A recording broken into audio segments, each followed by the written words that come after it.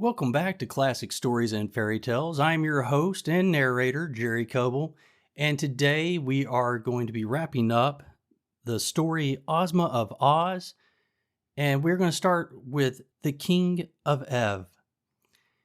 If there were any shifting, rock-colored gnomes on the mountainside now, they were silent and respectful, for our adventurers were not annoyed as before by their impudent laughter. Really, the gnomes had nothing to laugh at since the defeat of their king. On the other side, they found Ozma's golden chariot, standing as they had left it. Soon the lion and the tiger were harnessed to the beautiful chariot, in which was enough room for Ozma and the queen and 6 of the royal children. Little Everine preferred to ride with Dorothy upon the sawhorse, which had a long back. The prince had recovered from his shyness and had become very fond of the girl who had rescued him, so they were very fast friends and chatted pleasantly together as they rode along. Billina was also perched upon the head of the wooden steed, which seemed not to mind the added weight in the least, and the boy was full of wonder that a hen could talk and say such sensible things. When they came to the gulf, Ozma's magic carpet carried them all over in safety, and now they began to pass the trees, in which birds were singing, and the breeze that was wafted to them from the farms of Ev was spicy with flowers and new-mown hay, and the sunshine fell full upon them, to warm them and drive away from their bodies the chill and dampness of the underground kingdom of the gnomes. "I would be quite content," said the Scarecrow to Tik-Tok, "were only the Tin Woodman with us, but it breaks my heart to leave him behind." "He was a fine fellow," replied Tik-Tok, "although his material was not very durable." "Oh, tin is an excellent material," the Scarecrow hastened to say, "and if anything ever happened to poor Nick Chopper, he was always easily soldered. Besides, he did not have to be wound up, and was not liable to get out of order." "I sometimes wish," said Tik-Tok, "that I was stuffed with straw as you are. It is hard to be made of copper." "I have no reason to complain of my lot," replied the Scarecrow. "A little fresh straw now and then makes me good as new. But I can never be the polished gentleman that my poor departed friend, the Tin Woodman, was." "You may be sure the royal children of Ev and their queen mother were delighted at seeing again their beloved country, and when the towers of the palace of Ev came into view, they could not forbear cheering at the sight. Little Everine, riding in front of Dorothy, was so overjoyed that he took a curious tin whistle from his pocket and blew a shrill blast that made the sawhorse leap and prance in sudden alarm. "What is that?" asked Billina, who had been obliged to flutter her wings in order to keep her seat upon the head of the frightened sawhorse. "That's my whistle," said Prince Everine, holding it out upon his hand. It was in the same shape of a little fat pig, made of tin and painted green. The whistle was in the tail of the pig. "Where did you get it?" asked the yellow hen, closely examining the toy with her bright eyes. "Why, I picked it up in the Nome King's palace while Dorothy was making her guesses, and I put it in my pocket," answered the little prince. Billina laughed, or at least she made the peculiar cackle that served her for a laugh. "No wonder I couldn't find the Tin Woodman," she said, "and no wonder the magic belt didn't make him appear, or the king couldn't find him either." "What do you mean?" questioned Dorothy. "Why, the prince had him in his pocket," cried Billina, cackling again. "I did not," protested little Everine. "I only took the whistle." "Well, then, watch me," returned the hen, and reaching out a claw, she touched the whistle and said, "Ev." Swish! "Good afternoon," said the Tin Woodman, taking off his funnel cap and bowing to Dorothy and the prince. "I think I must have been asleep for the first time since I was made of tin, for I do not remember our leaving the Nome King." "You have been enchanted," answered the girl, throwing an arm around her old friend and hugging him tightly in her joy, "but it's all right now." "I want my whistle," said the little prince, beginning to cry. "Hush," cautioned Billina. "The whistle is lost, but you may have another when you get home." The Scarecrow had fairly thrown himself upon the bosom of his old comrade, so surprised and delighted was he to see him again, and Tik-Tok squeezed the Tin Woodman's hand so earnestly that he dented some of his fingers. Then they had to make way for Ozma to welcome the Tin Man, and the army caught sight of him and set up a cheer, and everybody was delighted and happy. For the Tin Woodman was a great favorite with all who knew him, and his sudden recovery after they had thought he was lost to them forever was indeed a pleasant surprise. Before long, the cavalcade arrived in the royal palace, where a great crowd of people had gathered to welcome their queen and her 10 children. There was much shouting and cheering, and the people threw flowers in their path, and every face wore a happy smile. They found the Princess Langwiter in her mirrored chamber, where she was admiring one of her handsomest heads, one with rich chestnut hair, dreamy walnut eyes, and a shapely hickory nut nose. She was very glad to be relieved of her duties to the people of Ev, and the queen graciously permitted her to retain her room and her cabinet of heads as long as she lived. Then the queen took her eldest son out upon a balcony that overlooked the crowd of subjects gathered below, and said to them, "Here is your future ruler, King Gavardo 15th. He is 15 years of age, has 15 silver buckles on his jacket, and is the 15th Gavardo to rule the land of Ev." The people shouted their approval 15 times, and even the wheelers, some of whom were present, loudly promised to obey the new king.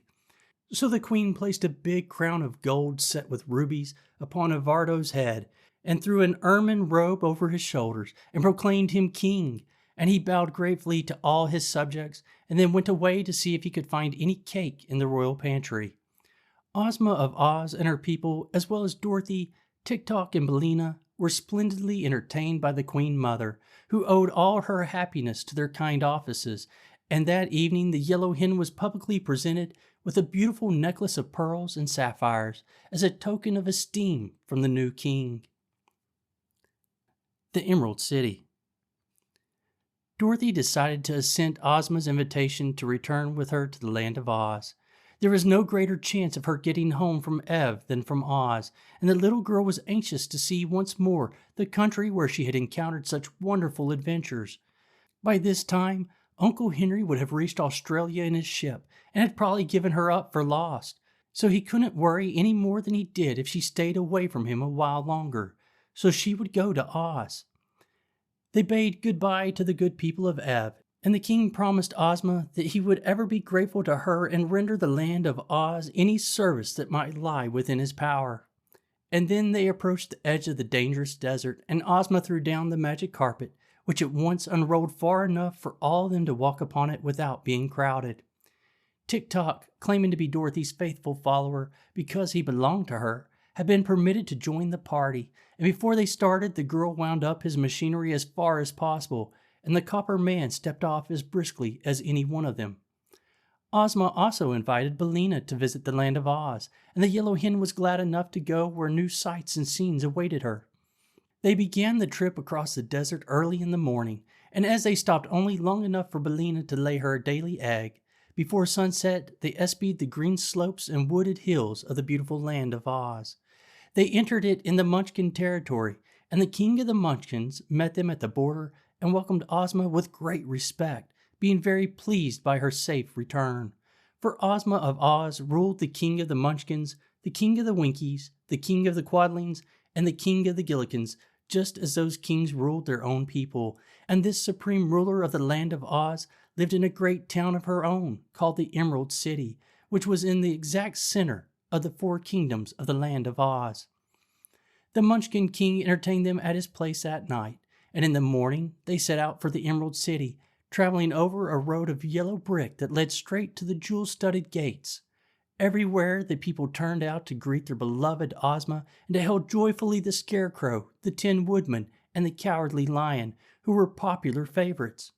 Dorothy, too, remembered some of the people who had befriended her on the occasion of her first visit to Oz, and they were well pleased to see the little Kansas girl again and showered her with compliments and good wishes. At one place where they stopped to refresh themselves, Ozma accepted a bowl of milk from the hands of a pretty dairymaid. Then she looked at the girl more closely and exclaimed, "Why, it's Ginger, isn't it?" "Yes, Your Highness," was the reply, as Ginger dropped a low curtsy, and Dorothy looked wonderingly at this lively-appearing person, who had once assembled an army of women and driven the Scarecrow from the throne of the Emerald City, and even fought a battle with the powerful army of Glinda the Sorceress. "I've married a man who owns 9 cows," said Ginger to Ozma, "and now I am happy and contented and willing to lead a quiet life and mind my own business." "Where is your husband?" asked Ozma. "He is in the house nursing a black eye," replied Ginger calmly. The foolish man would insist upon milking the red cow when I wanted him to milk the white one, but he will know better next time, I am sure." Then the party moved on again, and after crossing a broad river on a ferry and passing many fine farmhouses that were dome-shaped and painted a pretty green color, they came in sight of a large building that was covered with flags and bunting. "I don't remember that building," said Dorothy. "What is it?" "That is the College of Art and Athletic Perfection," replied Ozma. "I had it built quite recently, and the Wogglebug is its president. It keeps him busy, and the young men who attend the college are no worse off than they were before. You see, in this country are a number of youth who do not like to work, and the college is an excellent place for them." And now they came in sight of the Emerald City, and the people flocked out to greet their lovely ruler. There were several bands and many officers and officials of the realm, and a crowd of citizens in their holiday attire. Thus, the beautiful Ozma was escorted by a brilliant procession to her royal city, and so great was the cheering that she was obliged to constantly bow to the right and left to acknowledge the greetings of her subjects. That evening there was a grand reception in the royal palace, attended by the most important persons of Oz, and Jack Pumpkinhead, who was a little overripe but still active, read an address congratulating Ozma of Oz upon the success of her generous mission to rescue the royal family of a neighboring kingdom. Then magnificent gold medals set with precious stones were presented to each of the 26 officers, and the Tin Woodman was given a new axe studded with diamonds, and the Scarecrow received a silver jar of complexion powder.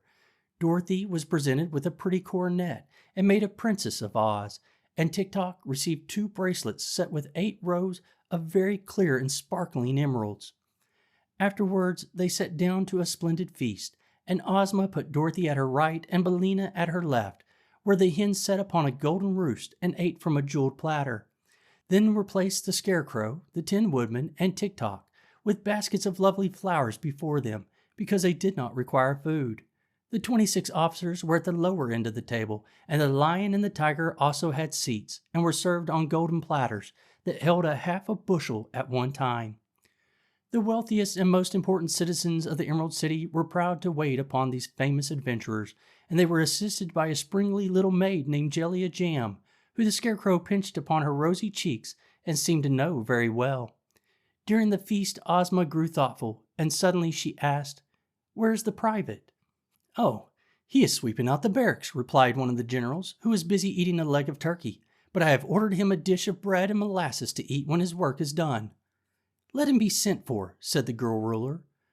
While they waited for this command to be obeyed, she inquired, "Have we any other privates in the armies?" "Oh, yes," replied the Tin Woodman. "I believe there are 3 altogether." The private now entered, saluting his officers and the royal Ozma very respectfully. "What is your name, my man?" asked the girl. "Omby Amby," answered the private. "Then, Omby Amby," said she, "I promote you to be Captain General of all the armies of my kingdom, and especially to be commander of my bodyguard at the royal palace." "It is very expensive to hold so many offices," said the private, hesitating. "I have no money in which to buy uniforms." "You shall be supplied with the royal treasury," said Ozma. Then the private was given a seat at the table, where the other officers welcomed him cordially, and the feasting and merriment were resumed. Suddenly, Jellia Jam exclaimed, "There is nothing more to eat. The hungry tiger has consumed everything." "But that is not the worst of it," declared the tiger mournfully. "Somewhere or somehow, I've actually lost my appetite." Dorothy's Magic Belt. Dorothy passed several very happy weeks in the land of Oz as the guest of the royal Ozma, who delighted to please and interest the little Kansas girl. Many new acquaintances were formed and many old ones renewed, and wherever she went, Dorothy found herself among friends. One day, however, as she sat in Ozma's private room, she noticed hanging upon the wall a picture which constantly changed in appearance, at one time showing a meadow, and at another time a forest, a lake, or a village. "How curious!" she exclaimed after watching the shifting scenes for a few moments. "Yes," said Ozma, "that is really a wonderful invention in magic. If I wish to see any part of the world or any person living, I need only express the wish and it is shown in the picture." "May I use it?" asked Dorothy eagerly. "Of course, my dear." "Then I'd like to see the old Kansas farm and Aunt Em," said the girl. Instantly, The well remembered farmhouse appeared in the picture, and Aunt Em could be seen quite plainly.